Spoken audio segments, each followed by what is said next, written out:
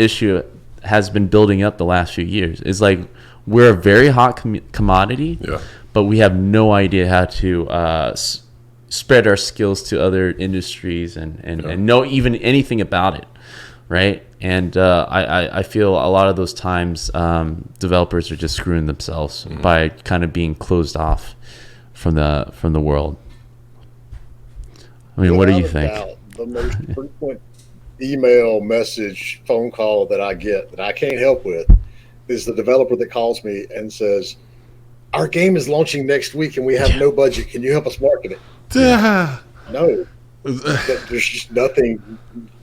May God have mercy on your soul. There's nothing I can do for you. There's nothing anyone can do for you. The good news is, one, that hasn't changed in 20 years. That's still the same issue that I saw when I first started. It's developers don't have the mentality of, this is actually a business.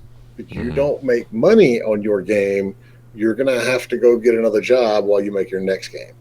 And, we've had several guests on the show that have, emphasized over and over. It's like the minute your game has a screenshot to show, you need to start, building that audience. You don't need to start buying ads on Facebook and Twitter and Instagram or anything, but you need to start building that audience. And Justin French had a great article on Kama Sutra a few weeks ago talking about how to, especially early on, drive everybody to your Discord and use Discord as your, community hub, so to speak, of marketing. So, but I agree. It's getting developers to understand that you can't just make a great game. You have to make a great game and tell everybody about it. I would even add on to that and say, before you even finish making that great game, tell people about it. Like, it's insane how many people would just completely. I think it is exactly what you're saying. It's like financially irresponsible for creatives to go in a room and just make that dream project they've always wanted to make, and believe that once it's out in the world, people will come like Noah's Ark or something, right? It's so irresponsible, and I hope that a lot of those guys or women are providing for their family, because it's so irresponsible to think that way about business. I guess what bothers me when I think about it now is it feels like people aren't on the pulse. But they call themselves businessmen or businesswomen or business people, right? To say that, like, all we got to do, whenever I hear all we got to do, I'm in my mind, I've already folded my arms. And I'm like, all right, here it comes. But Apple's going to feature us. Yeah, exactly. It's like, I hate when people get out of touch, or are out of touch and don't know it, or don't try to do anything about being out of touch, right? Like, aren't surveying the market and seeing like, wow, it's very difficult, or the cost to acquire each customer is like super high right now. What creatively can we do to try to mitigate that? Like we started a podcast 3 years ago, and this is true facts. We want to make and sell games. And we're like, well, let's start this podcast and build a community who get to know who we are. We'll even give them value by interviewing guests, by offering our opinion, by doing all this great stuff.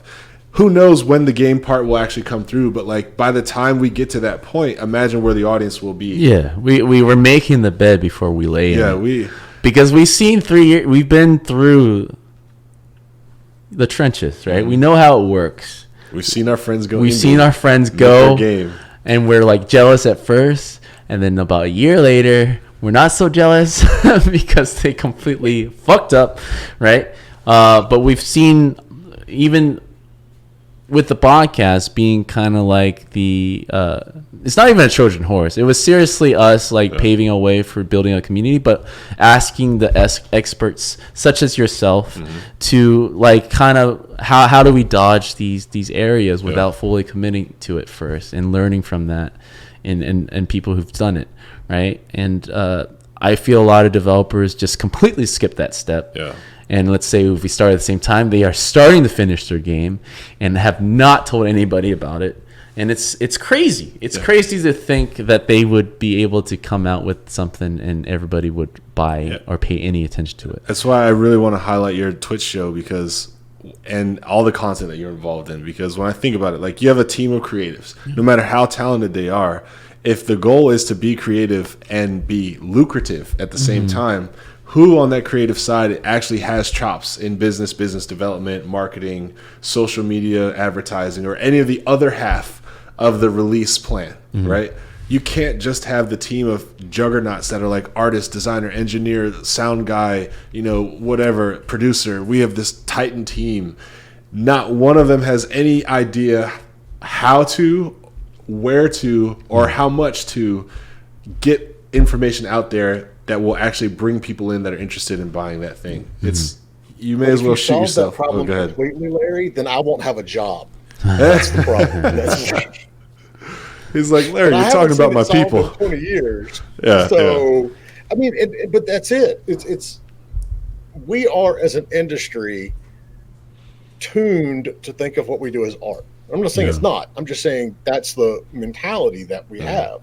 And with that comes the whole, if I make something pretty or if I make something engaging and fun, people will automatically come to it. And it's not true. And it gets back to the fact that no one teaches and reinforces this early on in the industry. I mean, when they're coming in for the first time, I was very fortunate. I got a job where I was, I interned for a little bit at this company, and then, we were an agency back in the day. And so we represented developers who needed publishers, or, back then, publishers who needed distribution outside of North America or whatever their country was. That's how I ended up working with Patrick Soderlund and Dice.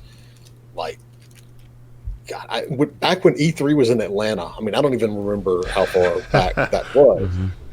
But if there was some education along the way, and I'm on the advisory board for one of our local, community colleges that has a small game development program. And that was the first thing when they sent over the curriculum. They're like, this is what we teach. What do you think? And I'm like, I can't comment on the art and coding side because I don't know art and coding, but I can comment on the fact that you don't have a single business thing in there, a marketing thing, or even producers.